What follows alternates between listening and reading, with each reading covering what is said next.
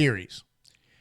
Habs Nation is full of theories, whether it's mainstream media, podcasters, and a lot of it is what we call clickbait. Let's examine some of it here and talk some puck.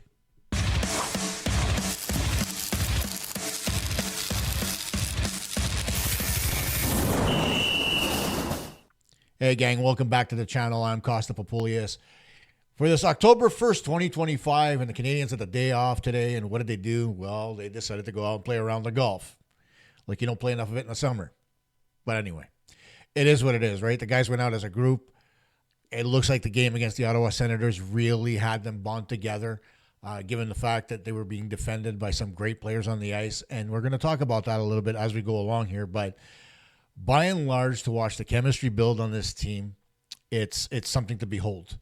And if anything, chemistry builds winners, something that the Toronto Maple Leafs don't have. That's why they can't win a bloody playoff series. So, good. Let's be happy about it. And speaking of happy, let me tell you about how happy I am with our primary sponsor, Instacustoms. They're your number one destination for custom apparel printing. They're the highest rated print shop in Canada with over 3,000 Google reviews, a 4.9 star rating, and they were nominated for a 2024 Canadian Business Choice Award. They print on all your favorite clothing, t-shirts, hoodies, polos, hats, beanies, tote bags, even coffee and travel mugs, and yes, they even offer embroidery. Most orders are printed and shipped the very same day, and large orders in less than 3 days with free shipping. Open 7 days a week. They're located downtown on Stanley Street. Easy to remember because it ties in with the Habs' ultimate goal of winning the Stanley Cup. So whether it's for yourself, a loved one, or your business, trust Instacustoms. Visit us in person or order online at instacustoms.com. So let's take a look at some of the do's and don'ts of the Montreal Canadiens coming up. We know that there's cuts coming up. And there's a lot of prevailing theories out there as far as who's going to go, who's not. You know, when you take a look at the defense, a lot of the players that are still left in camp are not going to make it, but there are three in particular that I wanted to look at. One of them, Arber Xhekaj, we know is going to be with the team. Given the way he's played defensively, given the way he's been defending his teammates, there's no way Arber is not remaining with the big club, especially after his improvement over the offseason, especially in the way he skates. The fight for the last spot, though, which would be spot number 7, is going to be an interesting one between Jaden Struble and Adam Engstrom.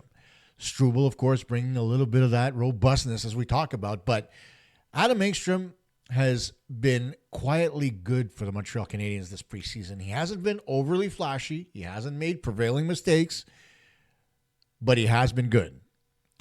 Struble, on the other hand, has made mistakes in his own zone, leading to him being, I believe he was he was even, but, it was a +1. But at the end of the day, a lot of the time in his own zone, Struble struggles. And not because of anything other than the fact that he wants to get the puck out extremely clean, and he overcompensates for it. Engstrom, he seems to flow when he plays. And so the decision that's going to have to be made is, are you going to send Struble down to the American Hockey League? Are you going to trade him? Or are you going to just send Engstrom down? The easy choice is to send Engstrom down. Now, if I were the Montreal Canadiens, given the way Engstrom's played, I would have given him one more shot this coming Saturday against the Ottawa Senators to prove his worth. Same for Struble. Whether or not that actually happens, I don't know. But I can tell you this. That battle is going to be extremely interesting. I think Struble is going to have a little bit of an edge given the fact that he's got a little bit more NHL experience. But don't sell Engstrom short. He's been very good this preseason, and it's going to be interesting to see how that fight turns out. But more interesting is up front, the forwards, because there are some theories that have been put out there that kind of make you say, when it comes to the players. And one of them is Oliver Kapanen. I'm giving you a list of 5 players now that are quite possibly going to stay with the Montreal Canadiens or go. When you take a look at Kapanen's numbers, I mean, they don't jump out right this preseason. He got a goal. He was very good in the last game. That goes without saying. He's been good in his own zone. His faceoffs at 56.8%, so more than adequate. So there's a lot to be said about that. And when you look at the line he played on this weekend, alongside Alex Newhook and Ivan Demidov, it gives the Canadiens options. They don't necessarily have to put Patrik Laine out there with Demidov. They can have different lines, and this line, to me, was extremely interesting. And so one of the things I would do is keep Kapanen. He's one of my two choices. The other one for me would be Joe Veleno. Now, Veleno, granted, he doesn't have a point. He's a -1, but he's been very good killing penalties. His face-off percentage at 53.8%, more than acceptable. And he's only going to try to get better. He's got skill. He's going to put up some numbers, and he's going to be really good in the Canadiens' own zone. And given the fact that he's got NHL experience, you can't really discount that. Detroit, it didn't really work out with him and Steve Yzerman. He may not have been Steve Yzerman's cup of tea, but Joe Veleno's got a lot of skill. And that skill can be put to good use on the third and fourth line of the Montreal Canadiens. Now, whether or not he can move up the lineup, barring injury, remains to be seen. There's a lot of talent in the top six. But given Veleno's history and his skill set, I would be remiss if the Canadiens were to put him on waivers and send him down to the American Hockey League. The guy I think they're going to send down to the American Hockey League is not Florian Xhekaj, because Florian Xhekaj is my next guy who's on the fringe. Close. But will he make the team? I don't know. Given the fact that Kapanen and Veleno are my two choices to remain with the Canadiens, I mean, Florian, it's not that I don't like the way the kid plays. He's rough. He's strong. He can fight. He plays physically. I mean, he's got all the tools. The only thing that I worry about is his defensive game a little bit in his own zone. And given that he's probably going to be a third or fourth line player, that's going to be the side of his game that's going to be more important to Marty St. Louis and the coaching staff of the Montreal Canadiens than anything else. Sure, he's able to put up numbers. We saw what he did in the American Hockey League last year. But overall, you're going to bring him in to play more of a defensive style of game than you would offensive style. And given that case, what I've seen so far defensively has left a little bit to be desired. I love the kid. Don't get me wrong. I want him to stay with the team. I want him to eventually be there. But I think he needs a little bit more seasoning. And under the tutelage of Pascal Vincent, it wouldn't be a bad thing for him. And given his performance this preseason, if the Canadiens needed somebody, I think he'd be at the top of the list of guys that would be called up. Next, the disappointment that is Owen Beck. Now, Beck, I mean, he really got the shaft this last game because out there along with Patrick Laine, there's one thing that you know about Laine, and that is he rarely gives the puck back to you. And that's one of the shortcomings in his game. He's learning. He's trying. It's not as if he doesn't distribute the puck. But more often than not, he's going to be the one that's going to want to pull the trigger. And going out there like he did the other day with the Ottawa Senators and playing alongside Laine didn't help Owen Beck's case at all. And so it's difficult for me to turn around and say that Owen Beck's going to make the Montreal Canadiens. I like his game. I like the player that he is. But he's another one of those guys like Florian Xhekaj that's on the fringe, would be best served going back to the American Hockey League, given that he's not waiver exempt, or that he is waiver exempt. And, they could call him up in case of an injury, or let's say somebody is, somebody gets moved. That could always happen. It remains to be seen. But Beck, I would have expected a little bit more, as I did from Joshua Roy. But Beck's defensive game is fine. It's up front, his ability to be able to produce, that's in question. Sure, he got a goal. It was a garbage goal from the front of the net, but you expect a little bit more from a guy that produces at the American Hockey League level. So maybe another year, maybe just a few months in the American Hockey League will actually benefit him more than starting in the National Hockey League. And then there's Sam Blais. I know the Canadiens went out and got Blais, and I know he's a French-Canadian player, so everybody's going to be like, you don't like French players. That's not the case. He hasn't shown me anything, really. Has he shown you anything? Sam Blais is a physical player, but honestly, there's nothing to him. He's a dime a dozen type of player. If I'm going to take Blais or Xhekaj, I can guarantee you, and I think you'll agree, I would take Xhekaj ahead of him. So, unfortunately, I think Blais is going to be on waivers and down to the American Hockey League. He may very well get moved by the Canadiens. I don't know. Depends on what Blais wants to do, but he's not making the NHL team, in my opinion. What do you think of those five? When you think about Kapanen, Veleno, Xhekaj, Beck, and Blais, do you agree with my assessment? Do you think that maybe, just maybe, I'm being a little too critical? Put it out there, man. Criticism is always good, and I enjoy it. Then there's something else that came along when I was thinking of all these players, and that is something that Jean-Charles Lajoie brought up with Tony Marinaro on his show today, and that is thinking that Patrick Laine should be moved in order to open up a spot for a younger player. Here's an example of clickbait number one, right? Everybody's clicking on it to see what he's going to say and what Marinaro's going to say. Well, every time Marinaro's on with Lajoie, Lajoie doesn't really give him a chance to speak or say anything. He just talks over him. But I'll say this. If you think that the Montreal Canadiens are going to give up 30-plus goal potential to accommodate a younger player, you're out of your freaking mind. I can't understand where this thought process is coming from, right? I get the idea, right? You saw the performance last year. He's not great 5-on-5. Well, let me tell you something. If he plays like he did against the Ottawa Senators in regards to his 200-foot game, I'm not going to have a problem with Patrick Laine and the Montreal Canadiens this year. He was deep in his own zone. He was physical along the boards. He was good at getting the puck out. He was making good first passes. He was making himself available as a breakout option. He did all the right things. And while people are saying, yeah, well, he's not that fast, I beg you to turn around and look at some of the players in the National Hockey League who you consider to be quick, right? Guys that move their feet like the Roadrunner, where you can't see them, right? They just spin and you think they're going fast. Well, I got to tell you something. There are a lot of guys out there that crunch the ice and skate faster than some of these guys that move their feet faster. I remember back when I was a kid, Mike Krushelnyski played for the Boston Bruins at the time.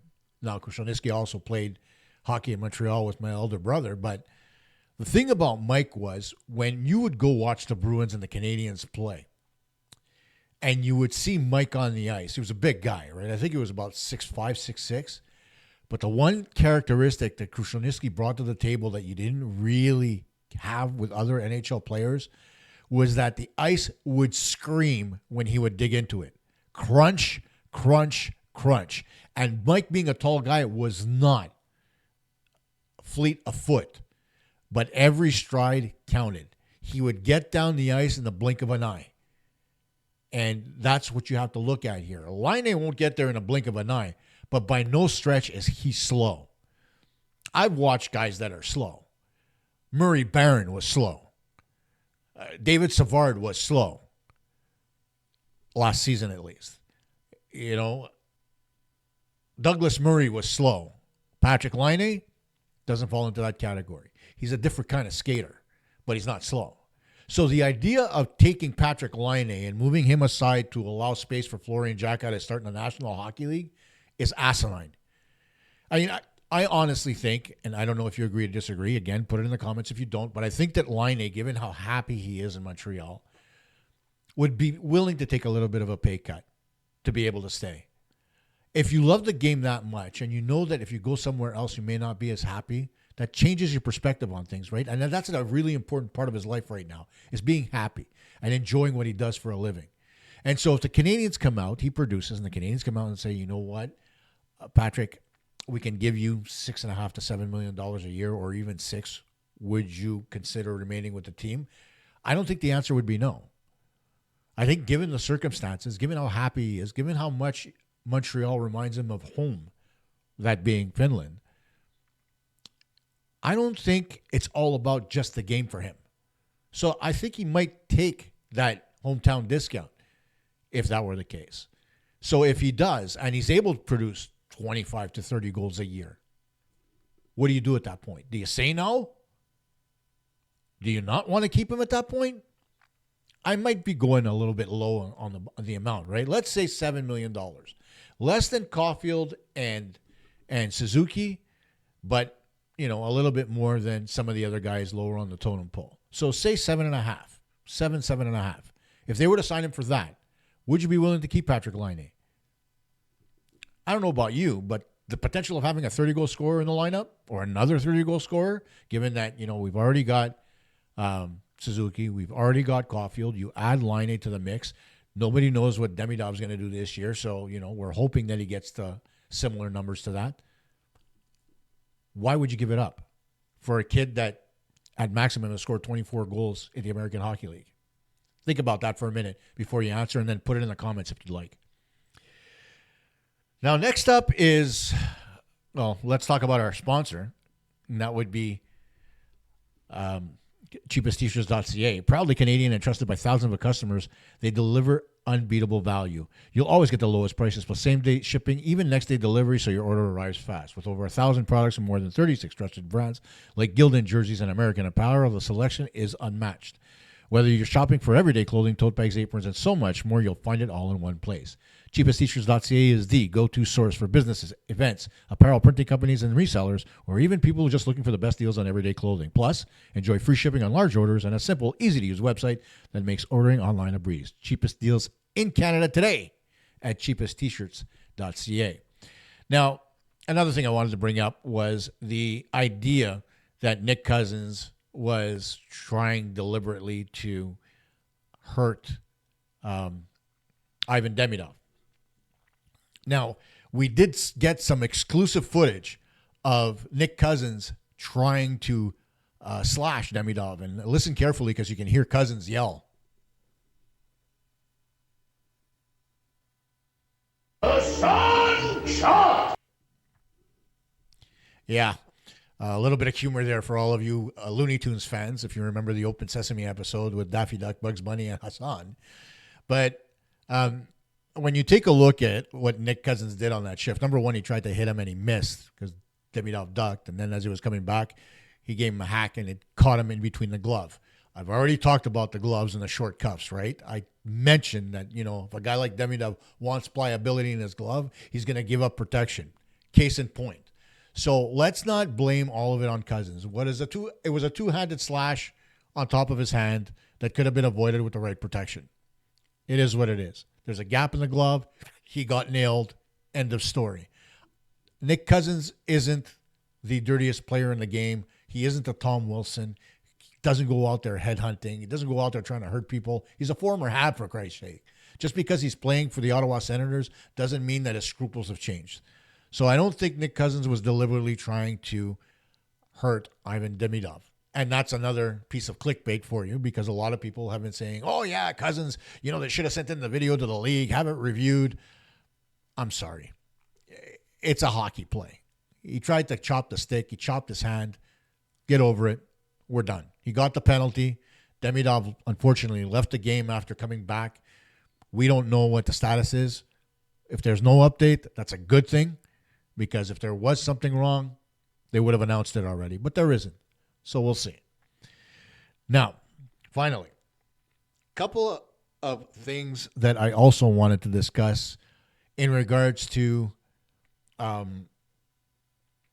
couple of other rumors that have come up. Number one, Renaud Lavoie. If you want to talk about clickbait, how about going out and telling Montreal Canadiens fans that they're ready to win the cup and they're ready to go on a cup run this year? Listen, I don't know what your ratings are. I don't know what your, I know you're a good journalist. I know I've met Lavoie and I've spoken to him, Renaud, I should say, and I've spoken to him on numerous occasions. He's a good guy. Don't get me wrong. We even played golf together on a couple of occasions, but to come out and say that at this point of the rebuild, I mean, it's nothing more than trying to get attention, unfortunately. You and I both know that the Canadiens are nowhere near ready. We're in goal. We still need work. We still don't have a full set of players that have played together on a consistent basis to be able to say that they're cup ready. If midway through the year the Canadiens are leading the division and they've got a 10-point lead, I'll turn around and say it, right? And it's not as if they don't have the talent to be able to do it. Far be it from me to not say that. But the problem is that they're unproven. And as I've always said, being good on paper, it does not translate to being good on the ice, right? Fancy stats be damned. So let's see what the team does. Let's see how the team performs. And, by Christmas, we should know. Are they good enough to be able to make a cup run? How competitive are they? Can they, are they leading the division? That's another question. But to come out and say that they're going to make a cup run in the preseason just because they've won all but one preseason game, I mean, dude, no. I mean, it's irresponsible to say that. I mean, that's not going to happen. The other thing, too, that came up and is the whole, we talked about, yesterday the Kaprizov signing, which is going to absolutely obliterate the free agent market, right? Or the signing market for that matter, when it comes to guys up front like, Connor McDavid and such. But how does it affect a guy like Laine Hudson? Well, let's think about that for a minute. Laine Hudson is affected by this signing. Luke Hughes signing a $9 million deal for 7 years with the New Jersey Devils. That's much more important when it comes to Laine Hudson. It's a $9 million deal. Now, here's the thing. Luke Hughes, only 44 points last season, 7 goals, 37 assists. Decent numbers, but, not world-breaking. So $9 million, the kid's got talent. And, I know he may be worth it down the road, and you're buying into those years. So that's great. You take a look at a guy like Cale Makar, who's perennially in the mix for the Norris Trophy. He signed with Colorado for 6 years, $9 million. And granted, the cap wasn't going up at that point, but it's still a good chunk of change. The Canadiens signed Noah Dobson for $9.5 million. So where does Laine Hudson fall in all of this? Well, I think he's going to fall somewhere between the $10 and $11 million range. A defenseman like Hudson wouldn't be worth more than that to me. I know that because of the fact that you want to pay for 8 years, right? That's the term that the Canadiens are looking to sign him for. And we don't know whether or not Hudson actually wants to go that route or whether he wants to go a little bit shorter. Just like the Kaprizov deal where the Wild had to pay more to get term, although I think it's ridiculous to pay $5 million more a year over an 8-year term. $40 million for an extra year is a little, it's asinine. But if you're going to go that route, when I look at Laine Hudson, Hudson brings a lot to the table. 66 points last season, second leading scorer on the Montreal Canadiens. I mean, there's no denying the fact that he's a great player. But is he going to repeat this year? I think he will. I actually think he'll score more goals as well, and I think he'll get more points. So if he does, and the Canadiens don't re-sign him mid-season, then they're going to be really, really, really in big trouble. You're looking at that point. If he gets 80 points as an example, you're looking at the, 12 to 13 to $14 million range, and that's not where the Canadiens need it to be. So sometimes when you're looking at term, you may very well be better off not looking at it and going a little bit more of the conventional route. There's no harm in signing a guy for 6, okay? Especially given the fact that, Nick Suzuki and Cole Caulfield are signed for pretty much that amount of time as well, as is, you got Juraj Slavkovsky who signed for 8 years, so which is kicking in this year. So it's not as if you don't have, that window opening up very soon. So to give him 6, say at $10 million, it should be okay. But you got to pay him more than Noah Dobson. That's a given. He's going to be your number 1 point producer on defense. He's got to get more than Dobson. That goes without saying. So that's it for today's episode. What do you think they should do with Laine Hudson's deal? Do you think 8 years, $12 million is too much? Do you think he should be around the 10 or 11 mark? He's going to be more than Dobson, so don't say $9 million. But tell me what you think. And about the Laine situation, about him, being moved ahead of to be able to give room to one of the younger players, there's a poll on our YouTube channel for that. So please go and vote and let us know what you think, so that this way, in tomorrow's show, I'll let them know what you think. And one final shout out going out to Jimmy Menegakis and Paul Kehoe for being members of the channel. You can always join. There's not much there. It's a small little amount. You get your emojis, and whatnot. And we may very well add a little bit more moving forward, including some exclusive content, but I got to find the time to do it, right? So, the membership's cheap. It's once a month. If you feel like it, click the join button on the channel and jump in to the group. And I'll give you a shout out as well. Finally, thank you to our sponsors, Insta Customs and cheapesttshirts.ca. We'll see you tomorrow night.